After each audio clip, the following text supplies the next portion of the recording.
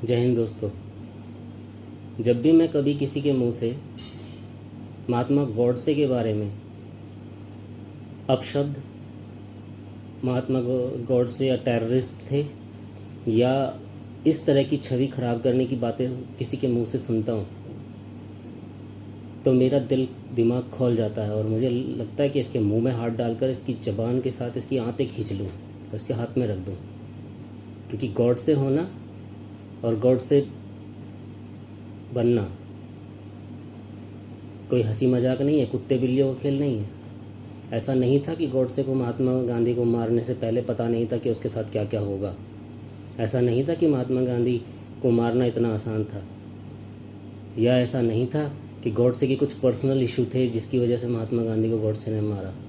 गॉडसे की कौन सी भैंस खोल ली थी महात्मा गांधी ने, या उसकी लड़की को लेकर भाग गया था, या उसकी कोई पर्सनल कोई दुश्मनी थी गॉडसे की प्रधानमंत्री महात्मा गांधी के साथ? बताओ आप मुझे। ऐसा कोई इशू नहीं था। गॉडसे को कोई प्रधानमंत्री नहीं बनना था देश का। गॉडसे को कोई देश का टुकड़ा नहीं चाहिए था कि यार देश को, गॉडसे देश को बांटने के लिए नहीं कह रहा था।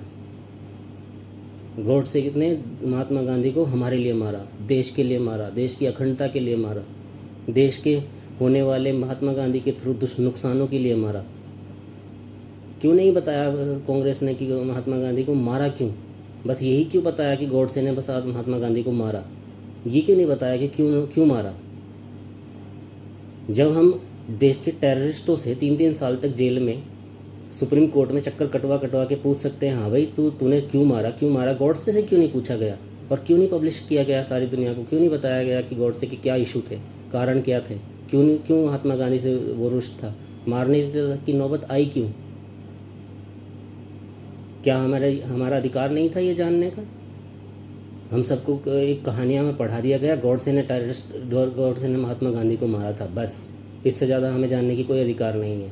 और गॉडसे को गालियाँ दो। आपको पता है कि गॉडसे के साथ क्या क्या हुआ उसके मारने के बाद? कितनी यातनाएं सही उसने, उसके परिवार ने, उसके ख़ानदान ने, जड़ सहित उन्हें मार दिया गया। उनके फैमिली के सारे बिजनेस सब उड़ा दिए गए। आप और हम कर लेंगे इस काम को?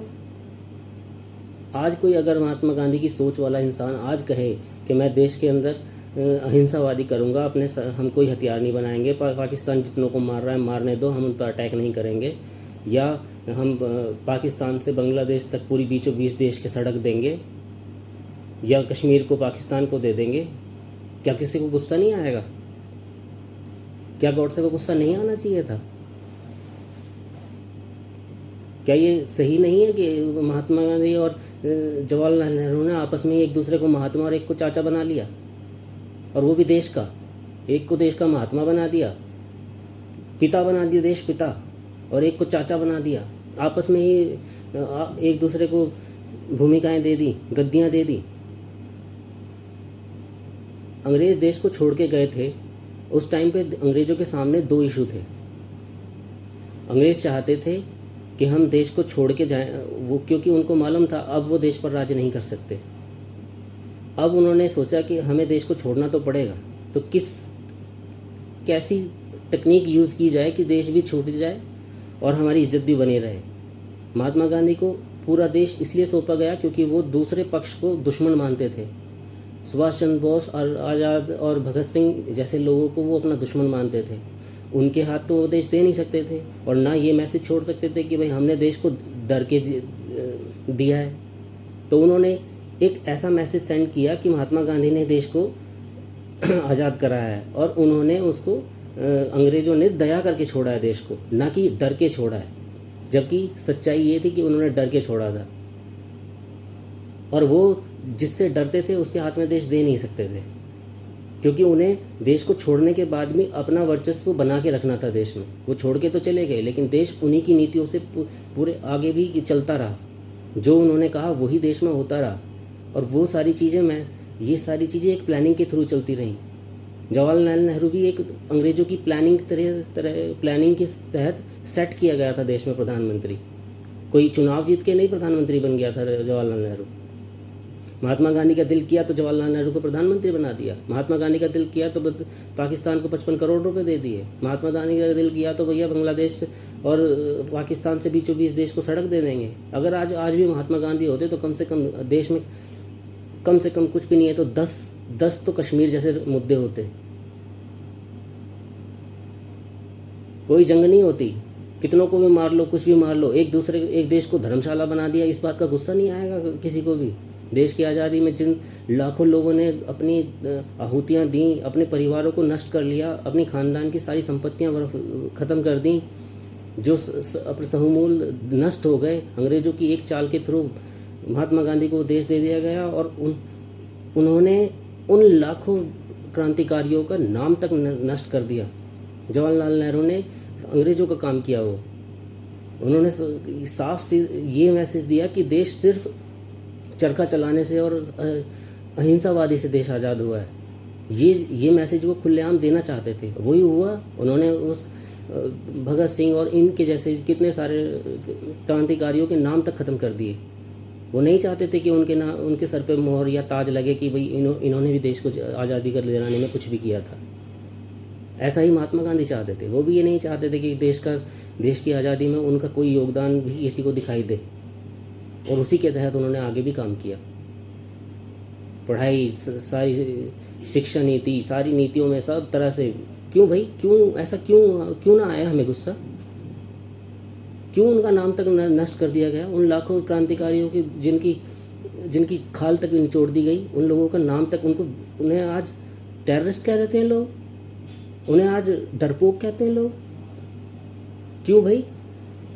महात्मा गांधी के कितने ही सारे आंदोलनों में देश के लाखों 10 लाख से भी ज़्यादा लोग मारे गए, और उन 10 लाख लोगों में से अगर आधे लोग भी पत्थर उठा लेते, पत्थर मारते, तो अंग्रेज़ों की ऐसी की तैसी हो जाती। और अहिंसा से ही अगर देश आज़ाद हुआ था तो क्यों महात्मा गांधी ने हमारे देश के 2 लाख सैनिकों को तैयार करके अंग्रेज़ों की तरफ से जर्मन में भेजा लड़ने के लिए? उनसे भी बोल देते चरखा चला ले, वहाँ अहिंसा कर लो, जीत जाओगे तुम लड़ाई। और उन 2 लाख लोगों में से 74,000 लोग हमारे देश के मारे गए। क्यों भाई? जब यहाँ लड़ना जरूरी नहीं तो वहाँ लड़ने के लिए क्यों तैयार हो गए? महात्मा गांधी की नज़र में हिंदुस्तान के नागरिक की कोई जान की कोई कीमत ही नहीं थी। महात्मा गांधी हमें क्यों ऐसा ना लगे कि महात्मा गांधी ने उस टाइम पर देश के एक बहुत बड़े समाज के वर्ग को अपनी बातों में बेवकूफ़ बनाए रखा और अंग्रेज़ों के अपने कंट्रोल में करके खुद अंग्रेज़ों के कंट्रोल में हुए रहे।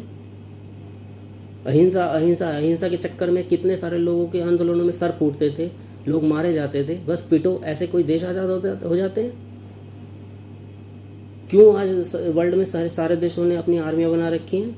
क्या ज़रूरत है इतने बड़े बड़े हथियारों की? कौन से देश में अहिंसा से आज देश चल रहे हैं? पूरे देश का बेवकूफ़ बनाकर, और आज तक भी बनाया जा रहा है। मतलब गॉडसे का नाम तक न लो। अरे गॉडसे ने क्या त्याग किया है? गॉडसे ने क्या संत जैसा काम किया है? गॉडसे को ऐसे ही समझ रहे हो तुम? गॉडसे ऐसे ही बना जाता है? और वो समाज ज़्यादा गॉडसे को टेररिस्ट और आतंकवादी कहने की कोशिश करता है, जो अगर स्कूलों में फ्री के बस्ते और फ्री के जूते और फ्री के खाने ना मिले तो वो स्कूल में न भटकें। जिनकी आंदोलन ही सिर्फ इस वजह से इसलिए होते हैं कि भाई हमें आरक्षण नहीं मिल रहा है। उनके नेता सिर्फ आरक्षण वाले मुद्दे पर बोलते हैं। आज इतना बड़ा मुद्दा और देश में कुछ भी हो, आग लगे, भूकंप आए, तूफान आए, कोई डेवलपमेंट या कोई विकास हो और किसी तरह की चीज़ हो जाए तो वो चुप रहेंगे, बिल्कुल मुंह बंद रहेगा उनके नेताओं का। लेकिन आरक्षण के नाम पे कोई चूं कर दे तो वो सीधा सड़क पे खड़े हो जाएंगे, बसें फूकने के लिए, आग लगाने के लिए, ट्रेनों की पटरियाँ उखाड़ने के लिए। तब उन्हें याद आएगा कि हमें क्या करना है। बाकी उन्हें देश से, आप ऐसे समाज से उम्मीद कर सकते हो कि वो देश की आज़ादी में लड़ा होगा, जिसे आज तक भी सिर्फ अपने होश की कीमत तभी पता लगती है जब वो आरक्षण की बात आती है। आरक्षण उनके नेताओं से तो यही लगता है, समाज का तो मुझे पता नहीं, लेकिन उनके जो नेता हैं वो हमेशा आपको एक्टिव होते हुए तभी दिखाई देंगे जब आरक्षण का कोई मुद्दा होगा। बाकी और मुद्दे उनके लिए कुछ नहीं है। आज भी आप देख लीजिए ढूंढ के, पहलगाम हमले के मामले में किसी इस समाज के किसी भी एक नेता का जो आरक्षण के लिए तो ची चाँ चू चू फटके गिरने लग जाते हैं, लेकिन एक बयान तक उसका सामने नहीं आया। देश का और कोई मुद्दा, और अगर किसी का कोई और देश में छोटा मोटी घटना हो जाए, मान लिया कोई रेप वाला हो जाए, तो उसमें भी पूरा विश्लेषण करेगा, पहले रिसर्च करेंगे वो लोग कि भाई ये कौन से समाज की लड़की थी, कौन सी कास्ट की लड़की थी, किसने करने वाला कौन था, ये सारी चीज़ें सारे कैलकुलेशन करने के बाद तब उनका मुंह खुलेगा, वरना चुपचाप छेद में घुस जाएंगे। ऐसे लोग क्रांतिकारी होते हैं? ऐसे लोग कभी लड़े होंगे समाज के लिए? और ये चाहते हैं समाज की भागदौड़ इनको दे दी जाए, देश इन्हें दे दिया जाए। कभी समाज सुधारने की बात नहीं करते ये लोग सामाजिक। नहीं, इनको सिर्फ ये लगता है कि मंदिरों में पूजा करके इनका समाज पीछे हुआ है। देश की यूज होने वाली 60% दारू पी जाते हैं लोग। देश में खेले जाने वाले जुए का 50% इनका योगदान रहता है उसमें। कभी समाज सुधारने की बात करते हैं लोग? कभी कहते हैं भाई दारू मत पिया करो, या ये जुआ मत खेला करो, या ये जितनी बदतमीजी तुम्हारे बीच में होती है सुबह आप शाम के टाइम इनकी सोसाइटियों में, इनकी जहाँ भी ये लोग रहते हैं, आप इनके बीच में जाके देखिए, पता चल जाएगा आपको क्या गंदगी मचाते हैं ये लोग। लेकिन इनको सुधारने के लिए या इनको समझाने के लिए इनके नेता कभी आगे नहीं आते। एक नेता भी कभी इनको ये नहीं कहेगा भाई दारू गलत चीज़ है। नहीं, इनको क्योंकि इन्हें बिगाड़ने में फ़ायदा है ना। इनको क्या फ़ायदा है इनको सुधारने में? जी जितने गिरे कुचले और दबे रहेंगे इतना तभी तो इनको मज़ा आएगा। ये नेता ही दब रहेंगे। अगर 2-4 लोग उनमें से पढ़ लिख लें और भी 2-4 उनके जैसे ही नेता बन जाएंगे तो फिर इनकी क्या वैल्यू रहेगी? ये तो कुत्ते खिचड़ी हो जाएगी। इनको तो उन्हें दबा के, उन्हें शोषित करके, उनके हिस्से और को लेके, बस इसी चीज़ में ये नेता है। नेता तो गरीबों को होता है, अमीरों को कौन सा नेता होता है? अमीरों को नेता की ज़रूरत कहाँ होती है? अरे ये तो वोट ही आरक्षण पे देते हैं। ये लड़ना मरना और किसी पे जान निछावर करना, ये क्रांतिकारी, ये सब चीज़ें इनके सिलेबस से बाहर की बातें हैं। और ये बातें बनाते हैं आज कि भाई ये आज़ादी की और क्रांतिकारियों की और हम ये थे हम वो थे। ऐसी बातें सुनकर इनके मुंह से मैच नहीं होती वो बातें। ये ऐसी बातें कर कैसे लेते हैं? गॉड से जैसा त्यागी महात्मा संत होना इतना आसान नहीं है।